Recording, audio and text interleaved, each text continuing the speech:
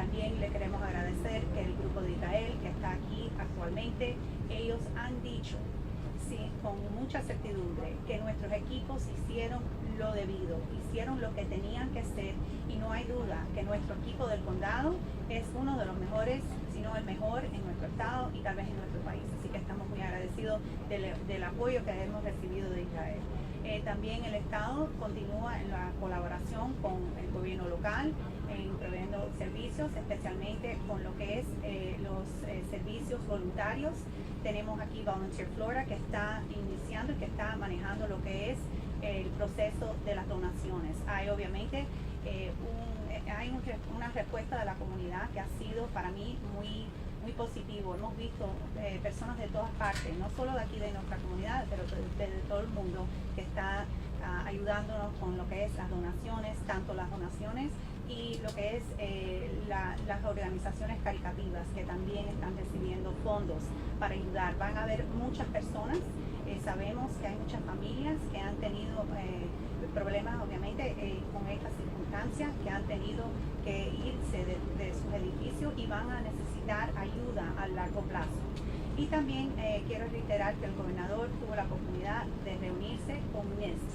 Eso es el Instituto Nacional de Estándares y Tecnología, que tiene el cargo sobre lo que es los edificios o circunstancias cuando hay un colapso tal como hemos visto aquí. Nunca en la historia han tenido que lidiar con un colapso tal como este. Han lidiado obviamente con 9/11 en actos de terrorismo y también en otras circunstancias.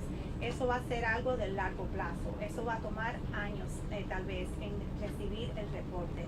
Pero sí también quiero asegurar que estamos de nuevo coordinando y colaborando con el gobierno local para lo que es las investigaciones actual. Surfside, el condado, vamos a seguir iniciando ese proceso para proveerles respuestas a los familiares que tanto necesitan una respuesta. De nuevo le agradecemos a nuestros grupos, a todo el que esté aquí. Estamos unidos en el dolor de esta comunidad, de los familiares, y que Dios bendiga a todos los que están trabajando día tras día, sacrificando. Muchas gracias.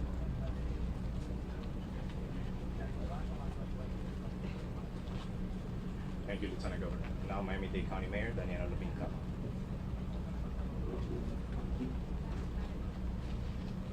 Here we are, day 5, and the search and rescue work continued throughout the night. 24/7, the tireless work of our first responders. These are truly the men and women who have dedicated their lives to saving lives, and this is what they live for, to save lives. So they're out there with every resource that they need to ensure that they can search this area, they can sweep the mound with cameras, with dogs, with sonar, and additional heavy machinery that has come in to start to clear away the debris. We are exploring all possible avenues that they identify. And we're going to continue and work ceaselessly to exhaust every possible option in our search. I repeat, the search and rescue operation continues. As the governor and the congresswoman said, and the lieutenant governor, there is going to be a thorough and full investigation of what led to this tragic event. We are going to get to the bottom of what happened here. Right now, our top priority is search and rescue and find the people. And you can see we have a truly unprecedented mobilization effort underway with the full resources of our local, state, and federal government on hand already, for days already, and people coming in from around the state and around the world to assist us right here in Surfside. I am so grateful to all of the leaders and all of the teams, and especially those who are up on the mound and putting their own lives at risk to find others.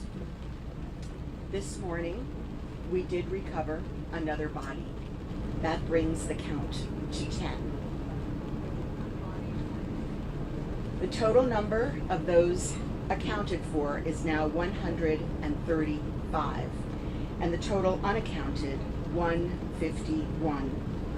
Our detectives are working in real time right now to audit this list. We're receiving multiple calls still from from family members about the same loved ones, and the information is coming from various sources.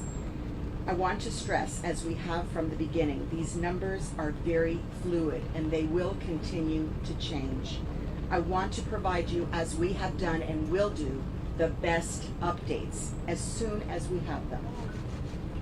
Remembering that we've told the families that are waiting that they will be the first to hear, and they were the first to hear about this 10th victim that we uncovered today. So we will continue to support all of the families and loved ones who are affected with their mental health, their social service, their physical needs. They have professionals on site, a full gamut in the Family Assistance Center. The Miami Foundation, one of those that launched the donation site, is also on site to assist these families with the cash assistance they need to get on with their lives as well. And we know that, as was said, millions have been collected across these different donation sites. It's really quite incredible. So please continue to pray for the families, continue to pray for the search and rescue team, the best in the world. We have hundreds on backup. We have the people we need. We are continuing without stop. Thank you and God bless. La búsqueda y rescate continúa durante la noche y durante el día, incansable de nuestros socorristas. Estos son hombres y mujeres realmente comprometidas al salvar vidas. Eso es su meta, salvar vidas. Mientras hablamos, están usando todas las técnicas que tienen allí, los recursos disponibles, todos que necesitan. Tenemos recorriendo el lugar con perros, usando maquinaria pesada adicional para limpiar los escombros y explorando todas las vías posibles. Vamos a hacer todo lo posible y agotar todas las opciones en nuestra búsqueda. No vamos a dejar nada. Como dijo el gobernador y la congresista, habrá una investigación exhaustiva y llegaremos al fondo de este asunto, federales, estatales y locales. Como pueden ver, tenemos una movilización sin precedentes de apoyo y recursos en el sitio del Estado, federales de FEMA, los equipos internacionales que nos apoyan y todos nuestros otros aliados. Estoy muy agradecida con todos los líderes y equipos que están aquí para apoyar esta operación. Estamos trabajando juntos para salvar vidas. Esta mañana recuperamos otro cuerpo, lo que eleva el número total de víctimas a 10. Como siempre, hablábamos con las familias primero de anunciarlo acá. El número total de los contabilizados es ahora 135 y los no contabilizados es 151. Quiero enfatizar, como siempre, desde el principio, que estos números siguen siendo extremadamente fluidos y seguirán cambiando. Estamos trabajando brindarle a las mejores actualizaciones que tenemos y continuaremos haciéndolo, porque sí cambian los datos. Continuamos apoyando a todas las familias afectadas con profesionales de servicios sociales y de salud mental, con más que 20 grupos ayudándonos en el sitio de asistencia para familiares.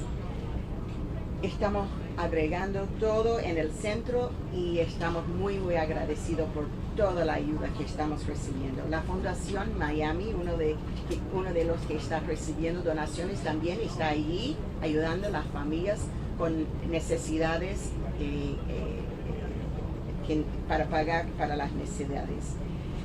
Continuamos orando para las familias, para los que están allí y para nuestros socorristas que están poniendo sus propias vidas en mucho riesgo para esta búsqueda y rescate. Gracias, gracias a todos.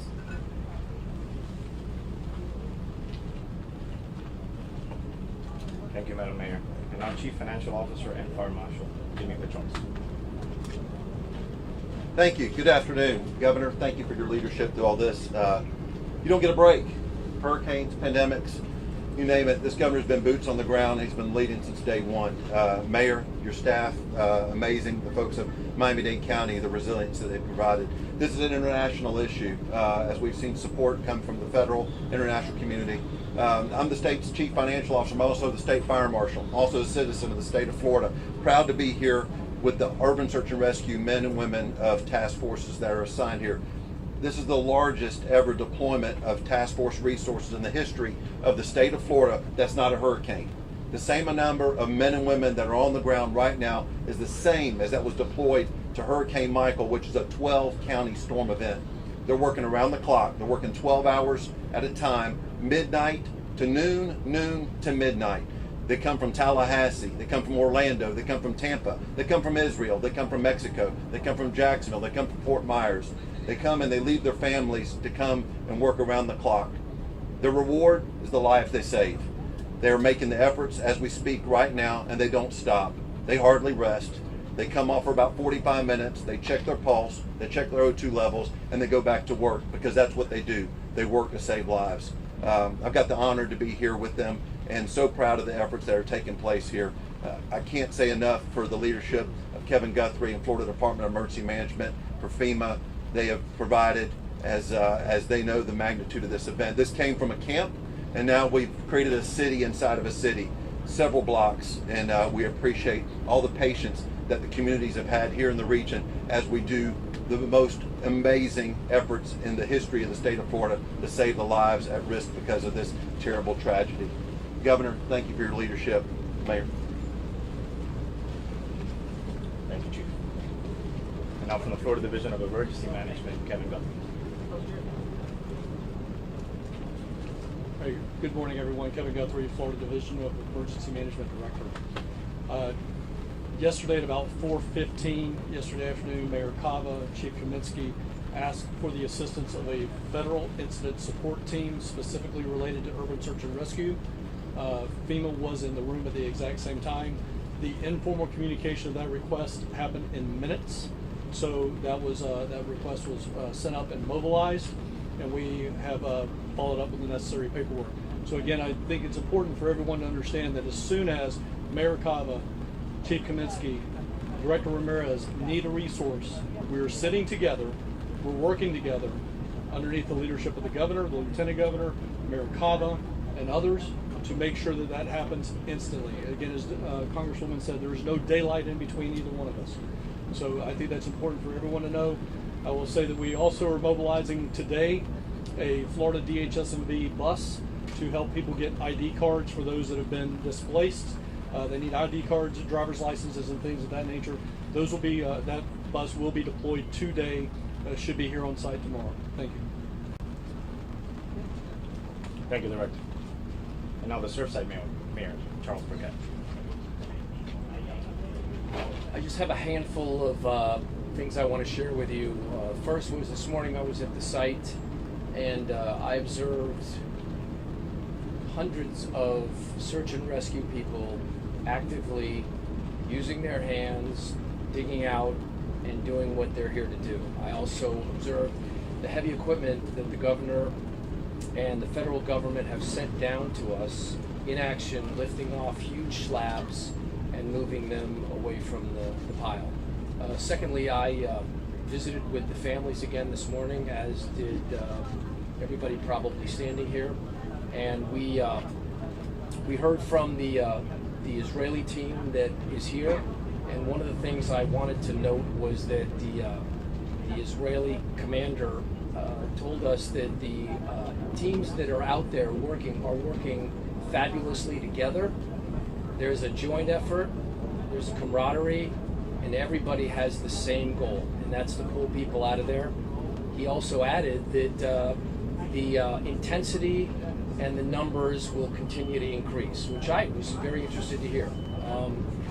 Thirdly, I want to make everybody aware that there has been some discussion about why this happened, and that is, as the Mayor Cava said, and the Governor said, that's an issue for another day, because right now we have two issues. Number one is to pull our family and friends out of that rubble and reunite them. Number two is to support the families. But to the end,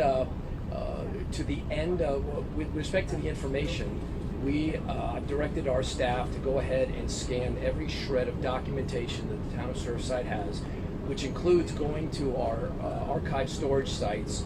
We've got boxes, and we're sending those boxes to a printing scanning company, and those documents will be available for your review. I know you've seen some documents already, and again, I haven't had a chance to watch the news because we're sort of in the midst of this disaster, all of us. I don't know that anybody else has a chance to watch the news either, but I learn of stuff from you guys, and I'm able to follow up on it. But most recent are a couple disturbing comments that I saw regarding board minutes at the Champlain South Towers with respect to some of our officials in town.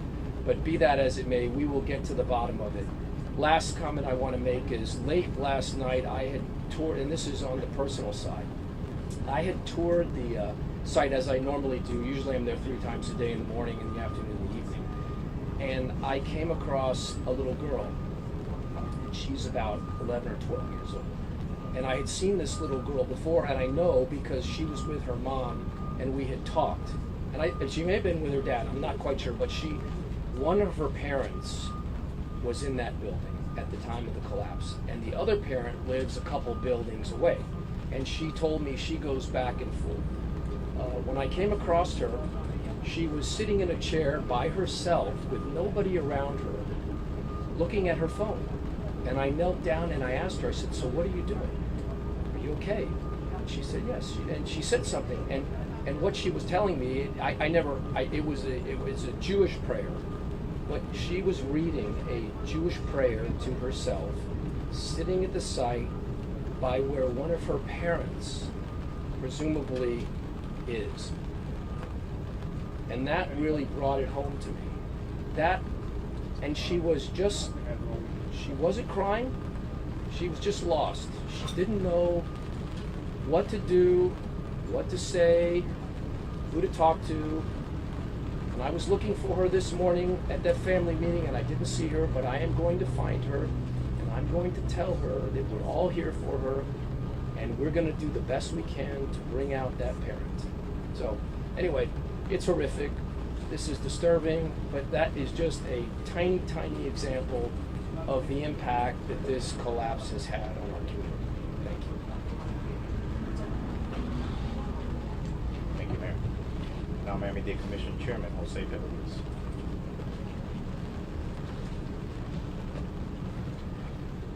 Mayor, that story is the story of so many that are in this situation right now.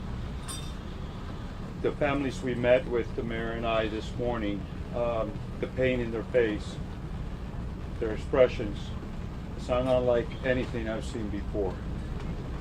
It is very difficult to know that your loved one could still be alive and have the hope to believe that, and at the same time just sit there and wait for that information to get to you. That's got to be one of the most difficult things that anybody could endure. And these people are doing it now, as the governor said, 100 hours since this took place. But the hope is there because the very best team in the world started early because they are part of this community. So are one. And many have come, as the CFO stated, to come and help. Many more still to come as needed. So this community is blessed. These people are blessed that we have the kind of people that know what they're doing. They're the very best at what they do, and they're doing it non-stop.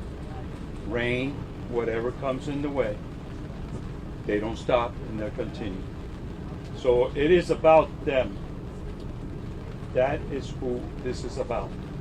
And we pray for them. We're constantly having hope. And we're begging God for that hope for them. And that, ladies and gentlemen, is what my colleagues and I have been doing here, making sure that whatever is needed on our behalf is done so. Our mission not here right now, it's just helping, but it will come later when we have to deal with the problems of how this happened and how we can make sure that this never happens again. And that is where we're at this point. Quiero repetir que lo que dijo el alcalde de Surfside, la historia que dio de la niña, es la historia que estamos oyendo de muchas personas en esta comunidad que están sufriendo en estos momentos, sufriendo de una forma muy difícil. Estábamos la alcaldesa y yo y otros más, mis colegas, con ellos hoy por la mañana, y la cara que tienen y la forma que están es muy difícil decirle nada, porque es muy difícil sufrir lo que ellos están sufriendo. Pero estamos con ellos y estamos al lado de ellos. Y hemos estado en una forma que, gracias a Dios, hace 100 horas cuando empezó esto, ellos tuvieron el mejor equipo posible para hacer este trabajo, estaba aquí haciéndolo. Y no han parado en esas 100 horas. Y hay más de 360 y pico personas trabajando ahí, haciendo todo lo que sé, y lo están haciendo lo mejor posible. Lo mejor que podemos ofrecer nosotros es pedirle a Dios que se encuentren las personas más antes posible, que puedan encontrarlos y darle esa esperanza tan necesaria a estas personas que la necesitan, a esa familia, porque esto es de ellos, esto es en ayudarlo a ellos y también a aquellos que están trabajando, poniendo su vida en la línea en todo momento, que la pueden perder si le cae la escombra arriba, trabajando para buscar a los sobrevivientes. Mis colegas y yo estamos aquí apoyando y ayudando en todo momento que podemos ayudar, pero nuestro trabajo empieza después, cuando llegue el momento de hacer todo lo que es las leyes y mirar esos hechos de por qué esto sucedió. Y a la vez que esto sabemos qué es lo que sucedió, entonces vamos a hacer las cosas apropiadas, las leyes apropiadas, conjunto con el Estado y con todos los compañeros que tenemos, porque todos los gobiernos, todos estamos trabajando juntos en esta desgracia que ha tomado puesto en nuestra comunidad. Muchísimas gracias. Thank you, Chairman. And now Miami-Dade Fire Chief Adam Kaminsky.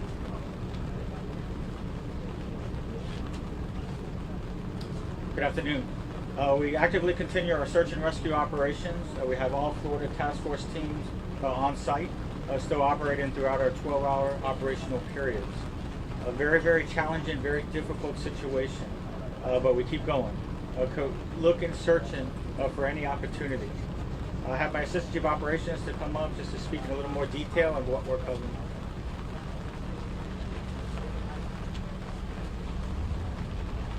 Thank you, Chief. All right, so just a recap from yesterday versus today and what we're looking for later on today. So as the operations continue, we had personnel utilizing bucket brigades, including the heavy machinery, to start removing some of the debris. This afternoon, we'll be switching positions as a result that most of the individuals have come up upon larger concrete areas that now require heavy machinery. During that process of the delayering, we did find the 10th victim, as the Honorable Mayor had mentioned. That person was processed and removed from the pile, and operations continued. Again, the operations continue in the search and rescue mode. There's a misunderstanding in regarding that everyone believes that the search and rescue operation should cease after a specific time, and that's far from the truth. In the end, there's numerous variables and facts. It's not based on opinions. It's not based on time. It's not based on a specific area you just happen to see on TV that went down. It's based on variables and facts. In conjunction with that, we have to consider all options. Then and only then, we take all that information and we make a collective decision. But it's not going to be from an office. It's not going to be from a television. It's not going to be from an individual that's down the street. It's going to be made collectively with the incident commander and from there on forward. Thank you.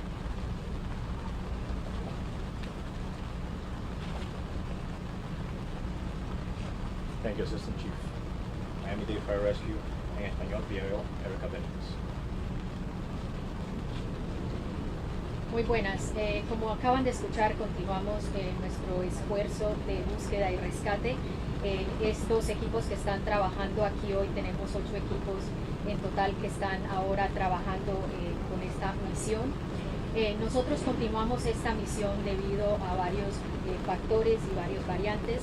Estas decisiones se toman con mucha cautela debido a la dificultad de esta operación.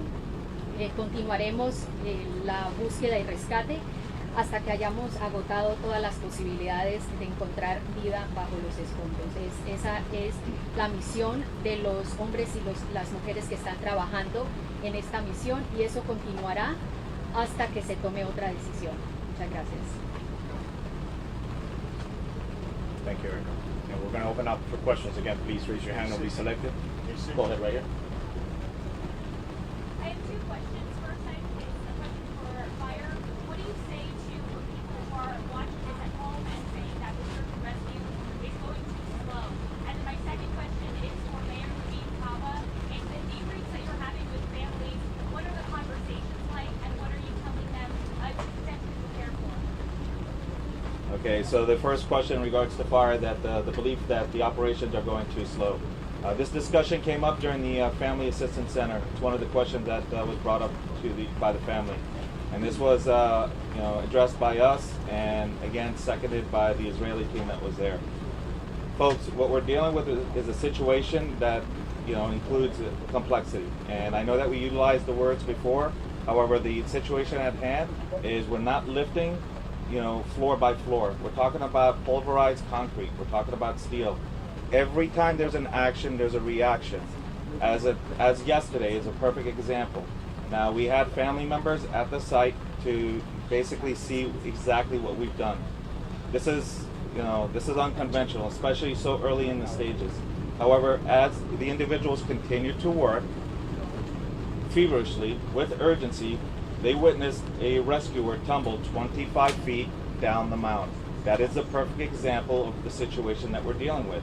This was, again, it was witnessed by the family members themselves at the site.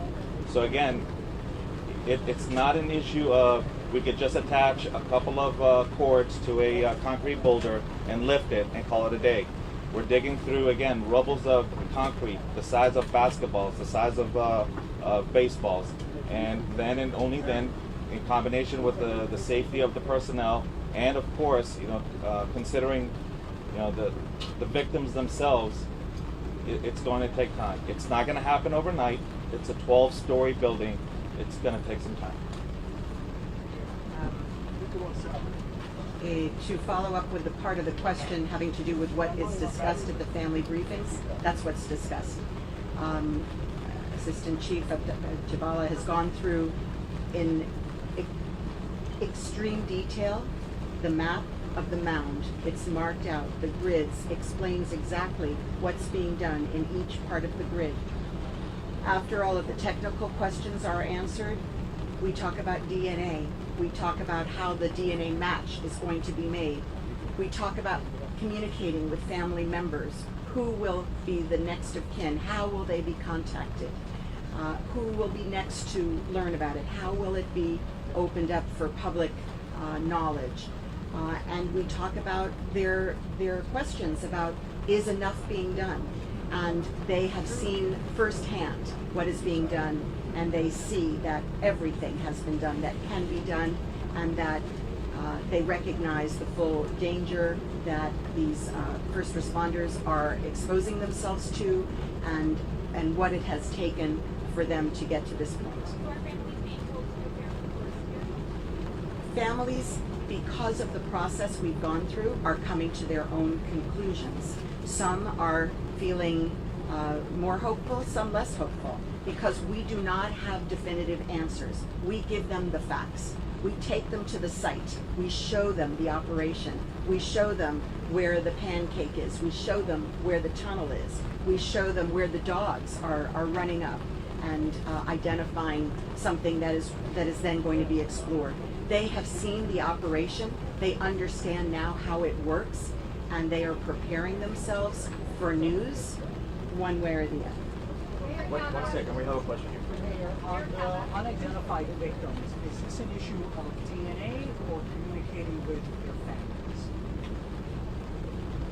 So we tell you the difference. We tell you when a person is identified, and we tell you when we can identify it to you, which is after the next of kin have been notified. But on the two that have, is it one or the other? I'm going to defer to Repeat the question. Okay, this is for the police. We'll have an answer. They're handling the homicide investigation, so they can answer. In terms of the two unidentified, what was your question in terms My of? question was, on the unidentified victims, is it an issue of DNA, which you don't have, or is it an issue that you haven't been able to communicate with your family? There's multiple variables when you're dealing with this. It depends on the condition of the family member that's recovered. We have crime scene and medical examiner personnel on scene with our firefighters when a family member is recovered. If it's possible, we do a rapid DNA test, and then immediately goes to the lab and we expedite that component. Once we have a positive match, we, in a very sensitive and personal manner, we make contact with the next of kin. If there's a component where we cannot get rapid DNA, the medical examiner will collect the family member, and that process will happen at the medical examiner's office. Once that family member is identified, then that process will happen. We'll notify next of kin same way. That's how we do it, and we do it all with respect and integrity. It's very emotional. This whole process has been emotional, and that's why I call it family member, because what we've gone through here, I think we're all family now. Question here for This is Chief. Can you please talk about some of the facts and variables you're gathering, Sure. maybe providing hope? One moment, let me just answer. What was that now? Once we make, that's why you see when we say we have lost 10 and there's 9 identified, that's because that process is going on. You know, when it comes to the part that it is a family member that we're unable to identify at that moment, the medical examiner will assist in that with that process. And that'll come along, and obviously that'll affect the numbers as we move along. That's why all these numbers that we're giving are right now subject to change. We're dealing with a very terrible situation here. That's why we have to be always keep mindful of our family members that are listening and watching right now. Sir? Yes. I'm sorry. I'll reiterate. Okay, to the fire chief. All right. If you can just please talk about some of the facts and variables you're gathering that may be providing you some hope. All right, so in regards to some of the facts and variables that the operations and every operational period that we hit upon, as we continue to delayer, just as we mentioned to the families at the Family Assistance Center, we have what we utilize is called sonar. It's listening devices. Okay. In addition to that, some of the facts that we have, or some of the variables, are the sizes of the void spaces.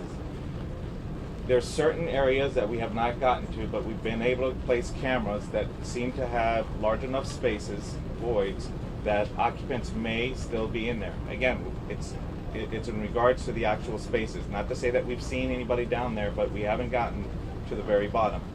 In regards to the sound, so that there's no misunderstanding, it's not sounds of people talking or yelling out.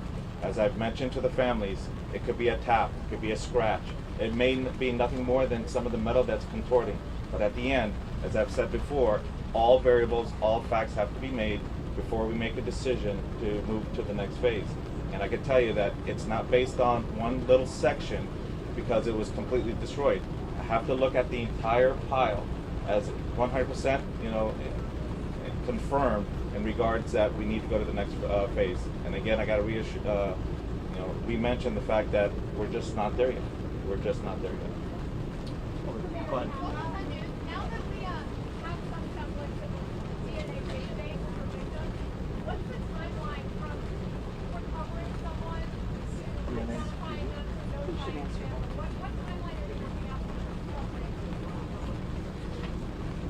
this is what's so amazing, the work that's being done not only by our fire personnel, but our homicide detective, our crime scene personnel, and our medical examiner, our rabbis who are there also on the scene that are helping us.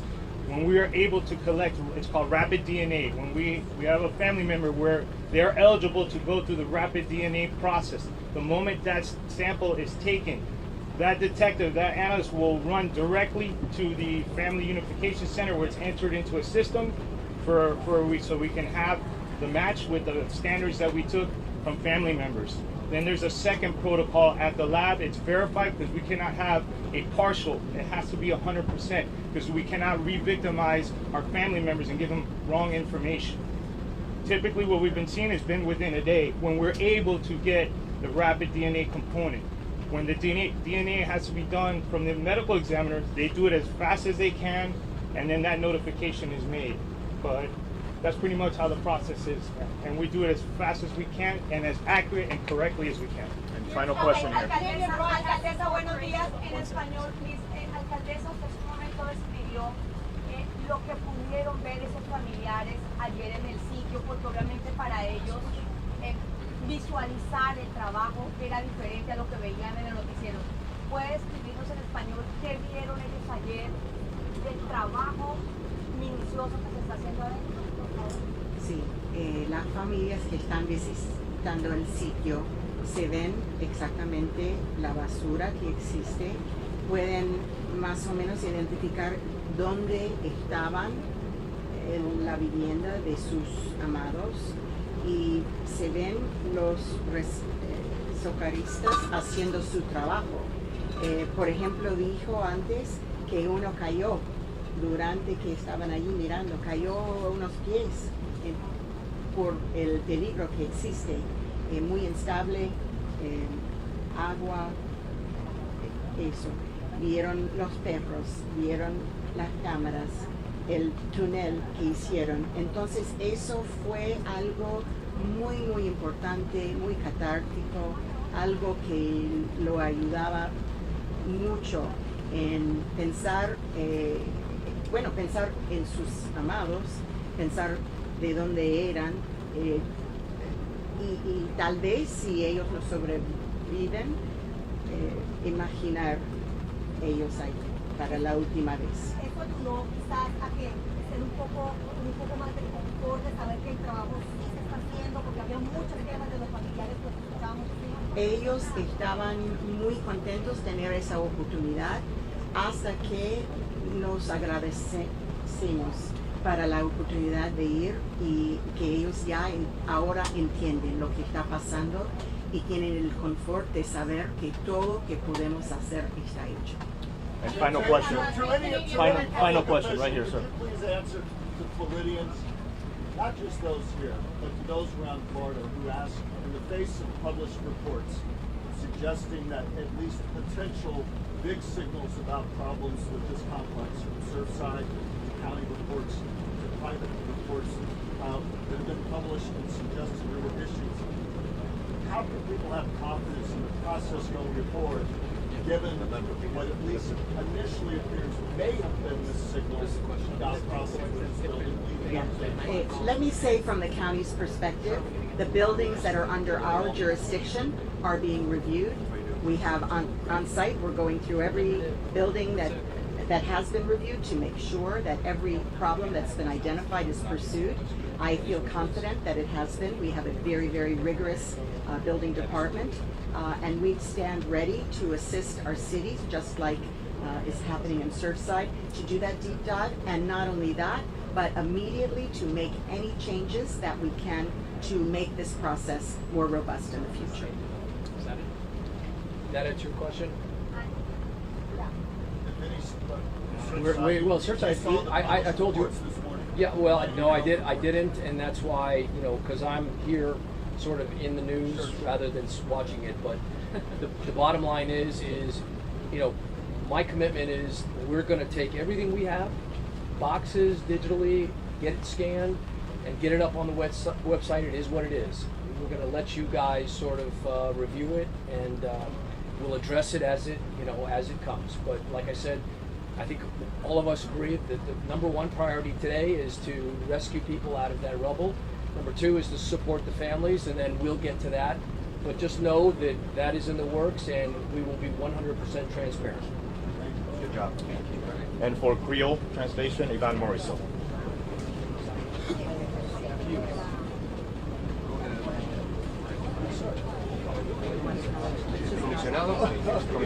I just want to acknowledge that we've been joined by our Agriculture Commissioner, Nikki Freed. And by the way, we want to thank all of you for the news, the way you're putting it. On behalf of the mayor, my colleagues, thank you so much for what you're doing. Mais yon résumé de ça que nous tiré de presse conférence ça. Fouille là a continué sans prendre souffle. Messieurs dames secouristes yo sans pareil. Et nous allons faire tout ça qui est possible pour nous joindre bon résultat. Le gouverneur lui-même, il peut regarder tout petit détail dans l'investigation pour joindre côté toute bagaille briller. Maintenant, nous découvrons plus de monde en bas des brilles. Nous joignons 135 personnes que nous avons cherché et nous avons cherché toujours 151. Pas oublier, chiffre capable de changer à n'importe qui heure. Nous avons continué à supporter les familles avec aide santé que les professionnels nous ont toute la journée. Fondation Miami, ou bien Miami Foundation, l'ILAT et commencé à distribuer l'argent qui est collecté pour supporter les familles qui disparaissent. Tant pis, continuez à supporter eux et continuez à supporter les familles. Que bon Dieu bénisse nous. Merci en fait.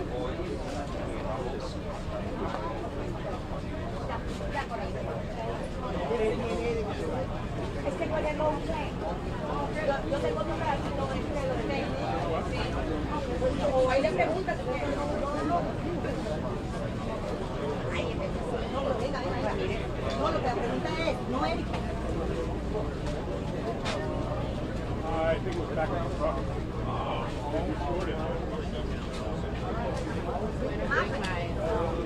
Corralito, es que no va a contestar en español eso de la ley. Sí, vamos a empezarla ya. Ayúdame tú con la conectarme ya. I couldn't see yesterday.